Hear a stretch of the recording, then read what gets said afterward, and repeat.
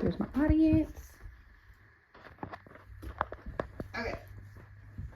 So, all right, can you guys imagine being murdered for your sexuality? I know. What about being sentenced to death for just allegations against you for homosexuality? According to a timeline of LGBT history in America published by PBS, Richard Cornish was executed in Virginia for alleged homosexual acts with a servant in 1624. Cornish was tried, found guilty, and then hanged. Can you imagine now not being able to live your life the way that you feel?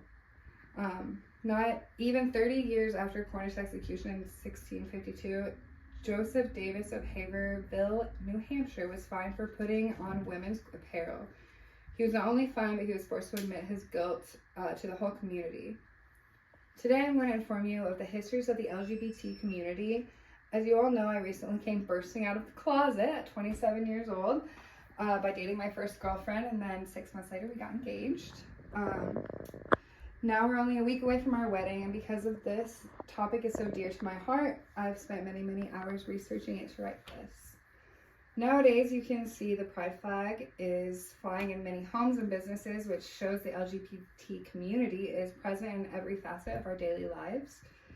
This topic is important for everyone to know because the LGBT community is everywhere. Maybe your sister, your coworkers, your boss, your friends. It's important to know who paved the way for the LGBT community to be socially accepted in our world today.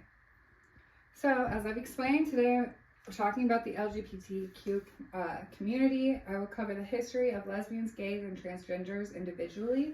This will include how very important people helped pave the way for this community to be accepted in our society. So just as the acronym begins with L, I will start with the history of lesbians. So according to the WebMD, the word lesbian actually comes from the Greek island of Lesbos, which I thought was interesting. Sappho, and I hope I'm pronouncing that right. She was born there, and she was an ancient Greek woman who wrote poems about homosexuality themes. So one of the very first known trials against lesbians was actually in 1649. It was a 15-year-old Mary Hammond and Sarah Norman was charged with lewd behavior with each other upon a bed. And that is like verbatim what they were charged with. So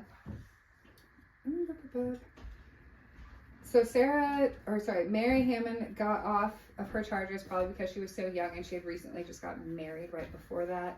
But Sarah, who was older, was punished with a warning, and then she was publicly humiliated by admitting her faults to her entire community. Following that, during the 20th century, lesbianism was considered a mental disorder, and it wasn't until 1973 that homosexuality was found to not be a mental disorder. And then, coming into 1925, Ma Rainey was arrested for having an orgy with women, and then following in 1928, she wrote the song "Prove It on Me," which was her response to rumors of her arrest. Thus began the lesbian blues singers in Harlem, a group of African American lesbians. This is the first time we hear of the term bulldykers, which is to describe black butch lesbians. And then in 1955, Del Martin, Phyllis Lyon, and 6 other women founded the Daughters of Bilitis. That is the first national lesbian rights group, and that was in San Francisco. 5 years later, in 1960, they held their first convention.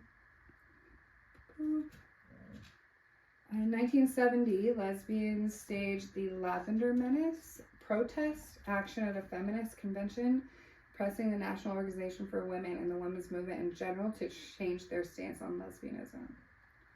In 1979, over 100,000 people marched the streets in Washington for lesbians and gay rights. 14 years later, in 1993, was the third march, and over 1 million people marched the streets. Following that, in 1982, Wisconsin passed the first lesbian and gay civil rights bill in the United States. This law prohibited bias in housing, employment, and public accommodations. In the late 90s, we begin to see a lot of more progression in the gay and lesbian rights movement. I'll tell you guys more about this as we look into the gay portion of the LGBT history. Nowadays, when you hear the word gay, we automatically think of homosexuality, but in the 12th century, gay was derived from the Old French word, also, to me, I think it would say gay. It's spelled G-A-I, but it meant to be happy or like go lucky. And gay was it was used commonly to describe happiness until the 1600s, and that's when it took on its sexual meaning.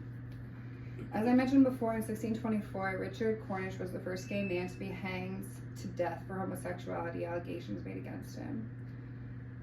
I know this is a big jump from 1624, but then we get into 1924, and then Henry Gerber and 6 other men in Chicago founded the Society for Human Rights, the United States' first known gay rights organization.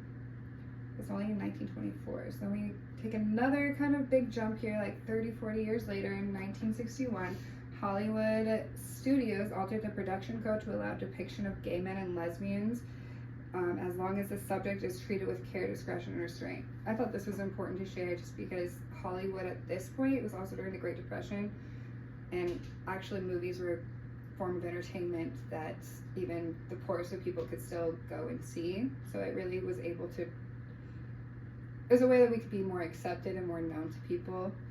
So I thought that was important to share.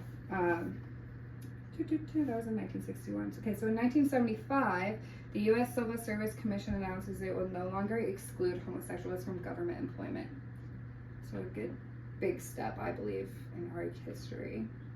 1990 policies restricting the immigration of lesbians and gays to the United States are rescinded. So now if you're gay or from another country, you can finally enter the U.S.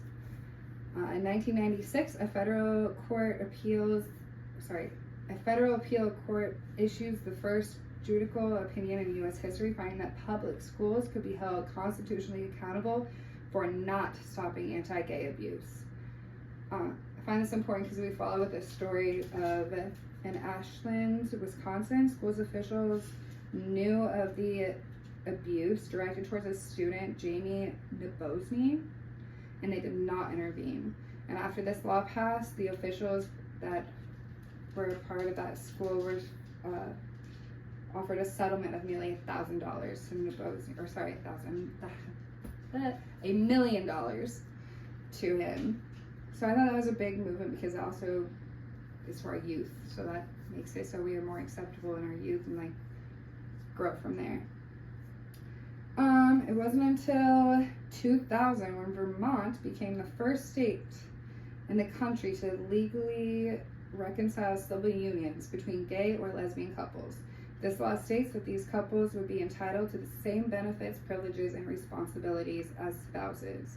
Unfortunately, that stops just shortly of actual recognition of marriage. So that's still, at this point, it is still recognized that marriage is not legal between same sex.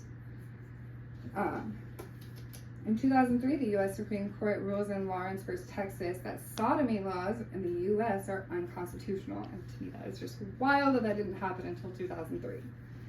But anyways, 2004, Massachusetts legalizes same-sex marriage, officially becoming the very first state to do so. 4 years later, California follows in their footsteps and legalizes same-sex marriage in 2008.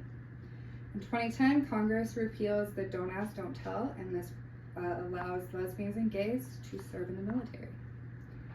In 2015, Supreme Court under Barack Obama, same-sex marriage is now legal in all of the U.S. states. Just how lesbians and gays and bisexuals have had a long history to achieve equal rights, so have transsexuals. Virginia Prince coined the term transgender as early as 1969, which described the behavior of living full-time in a chosen social gender role different than the one that they were assigned at birth. As I mentioned in my opening, in 1652, Haverhill was fined and publicly humiliated for wearing women's clothing. Followed in 1691, Deborah Bayer of Massachusetts is also fined and publicly humiliated for wearing men's clothes. So it didn't matter if you were a man or a woman. There isn't much known about transgenders in the 17 to 1800s. There were quite a few discoveries, there were discovered upon, excuse me, I'm messing this up. Okay, there are a few recorded instances of women disguised as men living with their wives that were discovered upon conviction of other crimes such as theft. I ran into a lot of that when I was researching that. Like there was one instance, there was a man that was fined for theft, and then once he was convicted, they found out that he was a she, and she had actually been married like 3 or 4 times with multiple children. So kind of interesting of like, how did that happen? But moving on. No, it wasn't until 1952, Christine Jorgensen had the first publicly recorded American sex reassignment surgery. She is an instant sensation among the public and the first visible transgender in the media. In 1962, transgender and gender non-conforming people are among those who resist arrest in a routine bar raid by police on June 28th at the Stonewall Inn in New York's Greenwich Village, thus helping to ignite the modern LGBT rights movement. In 1975, Minneapolis, Minnesota was the first U.S. city to protect transgender people by amending its local non-discrimination law to include the phrase having or projecting a self-image not associated with one's biological maleness or one's biological femaleness. Following that, it wasn't until 1993, over 30 years ago, that the Minnesota state legislature enacted the first statewide law banning discrimination against transgender people. In the same year, transgender youth Brandon Tina is raped and murdered in Humboldt, Nebraska. This crime brings attention to transgender discrimination and violence and becomes the subject of the award-winning film Boys Don't Cry. In 2009, Barack Obama declares June as Pride Month for lesbians, gays, bisexuals, and transgenders. In the same year, the Hate Crime Prevention Act was extended to include crimes based on real perceived sexual orientation, gender identity, or disability. Now, people are being held accountable for any acts done criminally against the LGBT community. During Obama's administration, laws were passed to allow children in schools to use whichever gender bathroom they identify as well as many other progressive laws. So as I've explained, the LGBT community has always been a part of history. Lesbians and gays form their own alliances and work together to create equal rights movements.